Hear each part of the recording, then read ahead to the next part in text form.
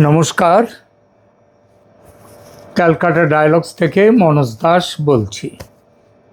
আপনারা হয়তো জাপান এবং ভারতের মধ্যে একটা সাম্প্রতিক মেরিটাইম সিকিউরিটি কোঅপারেশন সমঝোতা হয়েছে, সেটাকে কথা আপনারা শুনেছেন।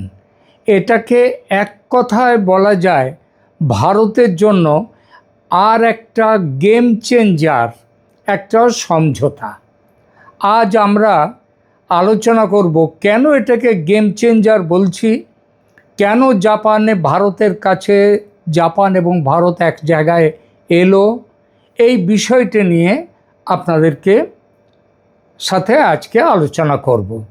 সুতরাং এটি আলোচনাটা করতে গেলে একবার আপনারা শুধু দেখে নিন যে ভারত আর জাপানের যে মানচিত্রটা, সেই মানচিত্রটা দেখুন, দেখলে বুঝতে পারবেন ভারত আর জাপানের মধ্যে যে নতুন মেরিটাইম সিকিউরিটি কোঅপারেশন এগ্রিমেন্ট হলো, সেটাকে শুধু একটা প্রতিরক্ষা চুক্তি হিসেবে দেখলে আসল গল্পটা বোঝা যাবে না। এর পেছনে আছে কে? আছে চীন, আছে ইরান আমেরিকা যুদ্ধ, আছে আমেরিকার সামরিক শক্তির সীমাবদ্ধতা, যেটা এর আগে এতদিনে কোনো দিন এভাবে বোঝা যায়নি। আছে জাপানের জ্বালানি নিরাপত্তার প্রশ্ন, এবং সবচেয়ে বড় কথা আছে ভারত মহাসাগরের, ইন্ডিয়ান ওশানের ভূগোল। এটা একটা করে খুব সহজভাবে আমরা বুঝে নেব যে কেন বলা হচ্ছে ভারত আর জাপানের এই কাছাকাছি আসা এই সমঝোতা কেন একটা গেম চেঞ্জার, সেটা নিয়ে আলোচনা করব। প্রথম প্রশ্ন, ভারত আর জাপান হঠাৎ এত কাছাকাছি এলো কেন? আসলে এই আশাটা, এটা কিন্তু হঠাৎ নয়। ভারত জাপান নিরাপত্তা সম্পর্কের ভিত তৈরি হয়েছিল বেশ কয়েক বছর আগে। 2008 সালে দুটো দেশ সিকিউরিটি কোঅপারেশনের যৌথ ঘোষণা করে।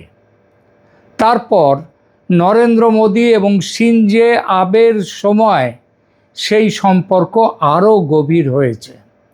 তারপর এলো defence technology cooperation, 2+2 dialogue, Malabar naval exercise এবং 2020 সালের ACSA লজিস্টিক্স এগ্রিমেন্ট।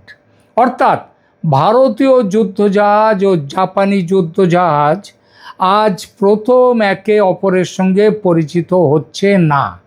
প্রায় 2 দশক ধরে দুই দেশের সামরিক বাহিনী একে অপরের সঙ্গে কাজ করা শুরু করে দিয়েছে। নতুন মেরিটাইম সিকিউরিটি কোঅপারেশন অ্যারেঞ্জমেন্ট সেই দীর্ঘ যাত্রার বর্তমান ধাপ।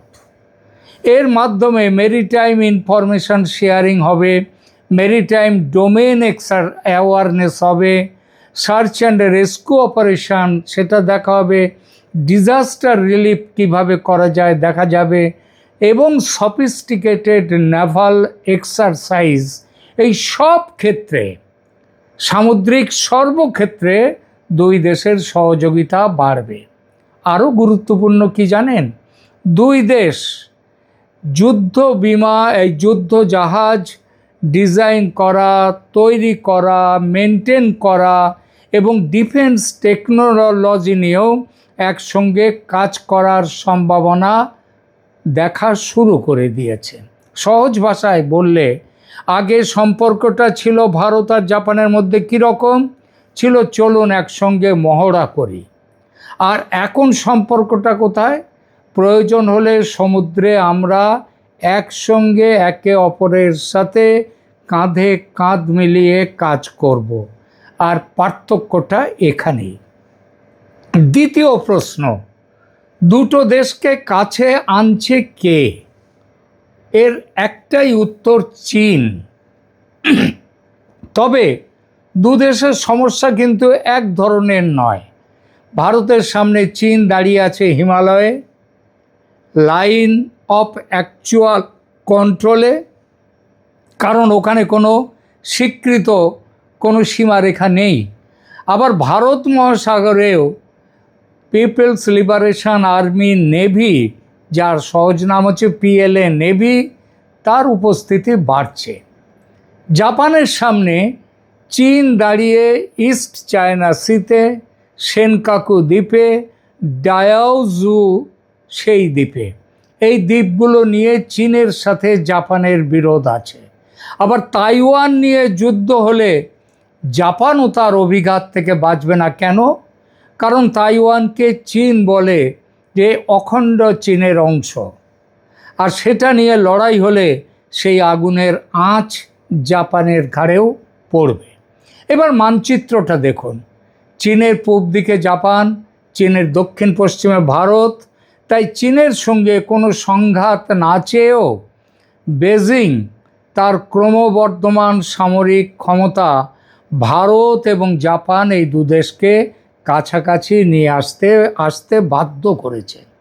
কিন্তু 2026 সালের এই সমীকরণে একটা নতুন জিনিস আছে। নতুন জিনিসটা কি? এখানেই আসছে ইরান আমেরিকা যুদ্ধ। দেখুন, দ্বিতীয় বিশ্বযুদ্ধের পরে জাপান, আমেরিকা তার আগে যায়নি, পার্ল হারবারে জাপান আক্রমণ করে এবং পার্ল হারবার আমেরিকার পোত। সেখানে করবার পর, আক্রমণের পর আমেরিকা যুদ্ধে ঝাঁপিয়ে পড়ে এবং যুদ্ধ শেষ হয় আমেরিকা যখন পারমাণবিক বোমা ফেলল জাপানের হিরোশিমা আর নাগাসাকিতে। কিন্তু দ্বিতীয় বিশ্বযুদ্ধের পরে জাপানের নিরাপত্তার মূল ভিত্তি হয়ে গেল আমেরিকা, যে আমেরিকা তার উপরে বোমা ফেলেছিল। বাধ্য হয়ে এটা জাপানের নিজের সেলফ ডিফেন্স ফোর্স যদিও অত্যন্ত শক্তিশালী, কিন্তু তার ultimate military deterrence, nuclear umbrella, অর্থাৎ লড়াইতে যুদ্ধ বাঁধলে জাপানের পাশে এসে দাঁড়াবে কে? আমেরিকা। সেই ছাতা, নিউক্লিয়ার আমব্রেলা এসেছে আমেরিকার কাছ থেকে। জাপান পরমাণবিক শক্তিধর দেশ নয়, এটা আপনারা জানেন। চীনের পরমাণু শক্তি আছে, আর চীনের সেই পরমাণু শক্তির ভয় দূর করতে এতদিন জাপানের মাথায় ছিল কে?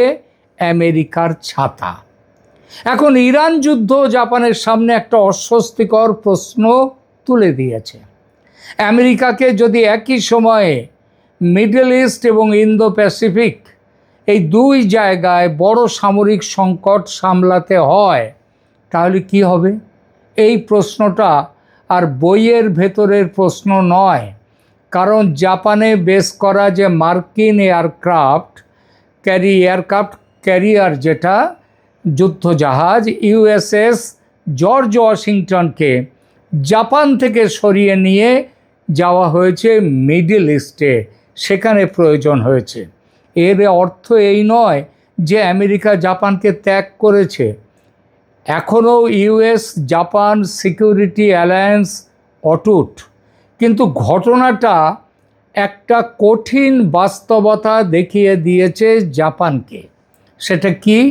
সেটা হলো আমেরিকা অসীম শক্তিধর দেশ নয়, আমেরিকার সামরিক শক্তি অসীম নয়, সেটা চোখে আঙুল দিয়ে দেখিয়েছে ইরান। 5 দিনে ইরান যুদ্ধ শেষ করতে গিয়েছিল, এখন 6 মাস শেষ হতে গেল, এখনও যুদ্ধ চলছে, এখনও শান্তি আসেনি। ইরান এখনও শক্ত হয়ে দাঁড়িয়ে আছে, মাথা উঁচু করে দাঁড়িয়ে আছে। তো আমেরিকার একটা এয়ারক্রাফট ক্যারিয়ার যদি মিডল ইস্টে যায়, সেই ক্যারিয়ার একই সময়ে তো জাপানের পাশে ওয়েস্টার্ন প্যাসিফিকে থাকতে পারে না। এটা মিলিটারি ওভারস্ট্রেচ হতেই পারে না। আর টোকিওর উদ্বেগটা এখানেই। এবার জাপানের জায়গায় আপনি নিজেকে একবার বসান। আপনার পশ্চিম দিকে রাশিয়া, পাশে নর্থ কোরিয়া, সামনে চায়না, তাইওয়ান নিয়ে যুদ্ধের সম্ভাবনা উড়িয়ে দেওয়া যাচ্ছে না। আর জাপানিদের ওপর চীনের তো একটা ভয়ঙ্কর রাগ রয়েছে, সেই পুরনো রাগ। দ্বিতীয় বিশ্বযুদ্ধেও চীনকে জাপান প্রায় ধ্বংস করে ফেলেছিল। তাহলে জাপানের ভয়ের সম্যক কারণ আছে। অথচ আপনার জাপানের সবচেয়ে বড় নিরাপত্তা যে দেশ দেয়, সেই আমেরিকার সামরিক সম্পদের একটা অংশ চলে যাচ্ছে মিডল ইস্টে। তাহলে জাপান কি করবে? আমেরিকার সঙ্গে সম্পর্ক ভেঙে দেবে? না, একদমই না। বরং বলবে আমেরিকা আমার প্রধান বন্ধু থাকবে, কিন্তু আমার আরও আরেকজন শক্তিশালী বন্ধু দরকার। আর সেই জায়গাতেই ভারত ক্রমশ গুরুত্বপূর্ণ হয়ে উঠছে। কিন্তু ভারত কেন গুরুত্বপূর্ণ? এখানেও সবচেয়ে আকর্ষণীয় বিষয় হলো ভূগোল। জাপান পৃথিবীর অন্যতম বৃহৎ অর্থনীতি, কিন্তু নিজের প্রয়োজনের যে বিপুল পরিমাণ এনার্জি, জ্বালানি, তাকে কিন্তু বাইরে থেকে আনতে হয়। মিডল ইস্ট থেকে তেল ও এলএনজি আসবে কোন পথে? পার্সিয়ান গালফ থেকে বেরোবে, হরমুজ পার হবে, অ্যারাবিয়ান সি ও ইন্ডিয়ান ওশান দিয়ে সেই জাহাজ যাবে, তারপর মালাক্কা স্ট্রেট। এইখানে এই পূর্ব এশিয়া হয়ে জাপান, তারপরে এবার মানচিত্রে ভারতকে বসান। দেখবেন জাপানের ইকোনমিক লাইফলাইনের একটা বড় অংশ, বিরাট অংশ ভারতের পাশ দিয়ে যাচ্ছে। তাই জাপানের নিরাপত্তা শুধু টোকিও বা ওকিনাওয়া থেকে শুরু হয় না। এক অর্থে জাপানের এনার্জি সিকিউরিটি, জ্বালানি যে সিকিউরিটি, নিরাপত্তা শুরু হচ্ছে স্ট্রেট অফ হরমুজ থেকে। আর হরমুজ থেকে মালাক্কা পর্যন্ত যে বিশাল সমুদ্রপথ, সেই সমুদ্রপথে ইন্ডিয়া হলো একটি প্রধান মেরিটাইম পাওয়ার। ইরান যুদ্ধ এই সত্যটা আরও স্পষ্ট করে দিয়েছেন। এবার আসুন আন্দামান নিকোবরের কথায়। ভারতের হাতে এমন একটা জিওগ্রাফিক অ্যাসেট আছে, যার মূল্য ডলার দিয়ে, টাকা দিয়ে, সোনা দিয়ে, কিছু দিয়ে মাপা কঠিন। আন্দামান অ্যান্ড নিকোবর আইল্যান্ডস বিশ্ব বাণিজ্যের অন্যতম গুরুত্বপূর্ণ চোখ পয়েন্ট হলো মালাক্কা স্ট্রেট, আর তার পশ্চিমের প্রবেশপথের খুব কাছেই ভারতের আন্দামান নিকোবর, অর্থাৎ ইন্ডিয়ান ওশান। ভারত মহাসাগর থেকে সাউথ চায়না সির দিকে কোন জাহাজ যাচ্ছে, কী রকম নেভাল মুভমেন্ট হচ্ছে, সেটা পর্যবেক্ষণের ক্ষেত্রে ভারতের বিরাট জিওগ্রাফিক অ্যাডভান্টেজ রয়েছে।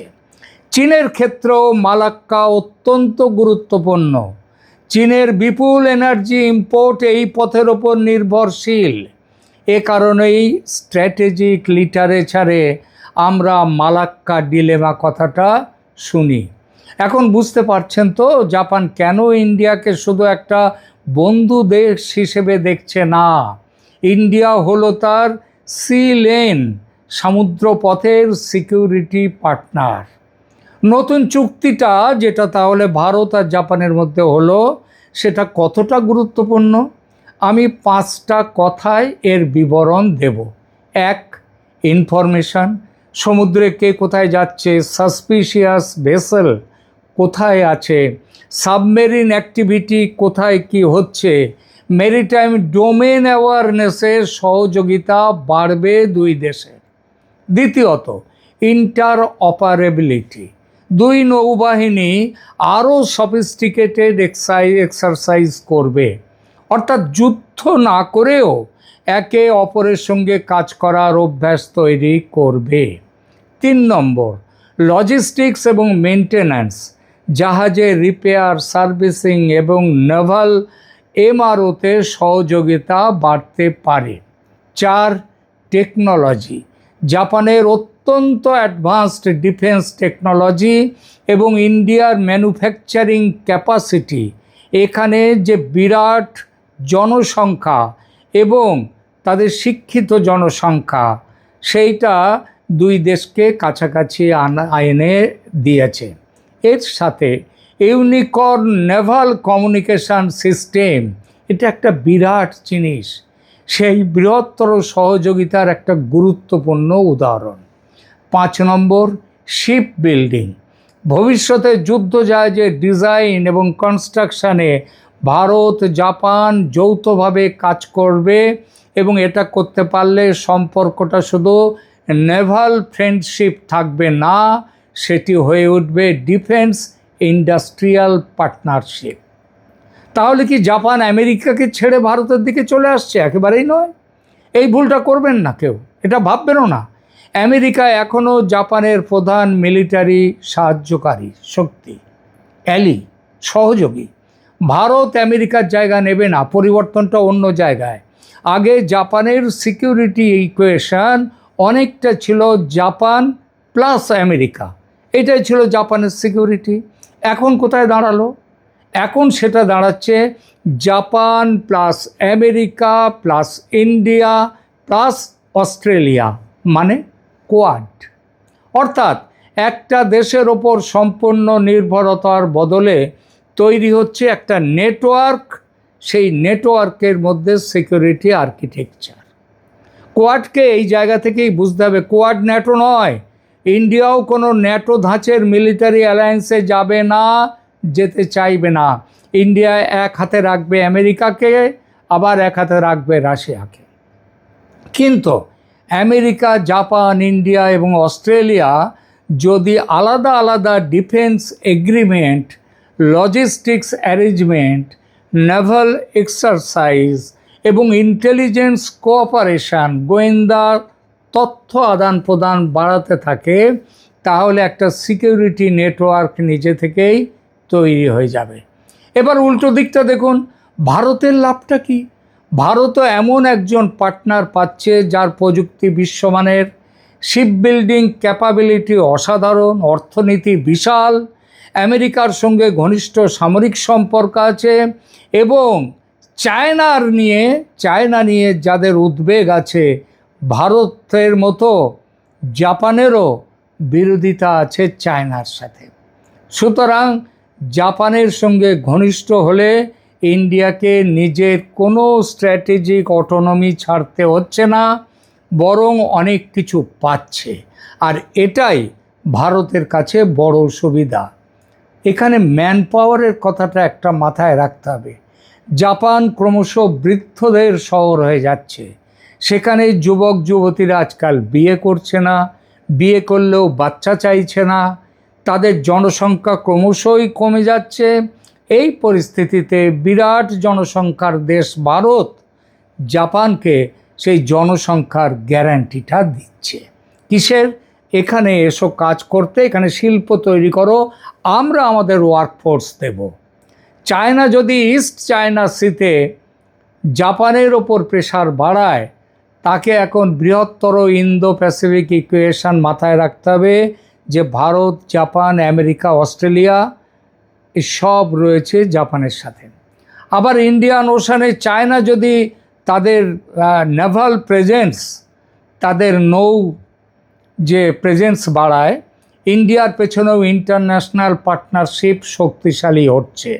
অর্থাৎ বেইজিংয়ের স্ট্র্যাটেজিক ক্যালকুলেশন আর শুধু চায়না বনাম ইন্ডিয়া অথবা চায়না বনাম জাপান এটা নয়, এইভাবে নয়।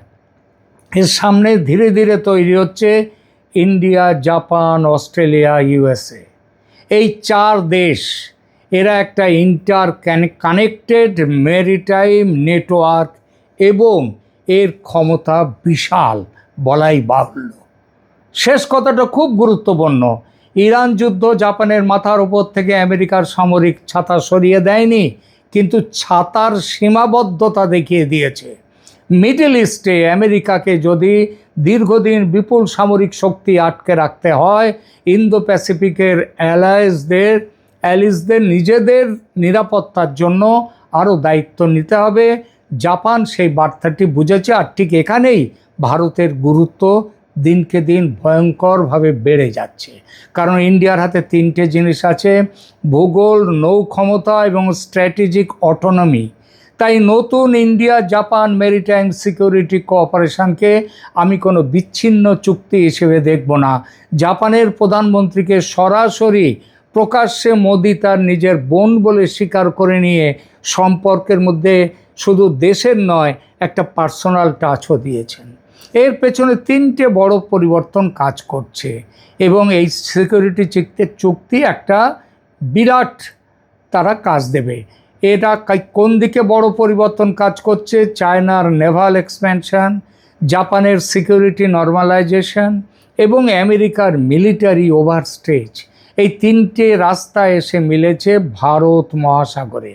আর সেই কারণেই আজকের মূল কথাটা মনে রাখুন, জাপান আমেরিকাকে ছেড়ে ভারতের কাছে আসছে না, বরং ইরান যুদ্ধ জাপানকে বুঝিয়ে দিয়েছে শুধু আমেরিকার উপর নির্ভর করলে চলবে না।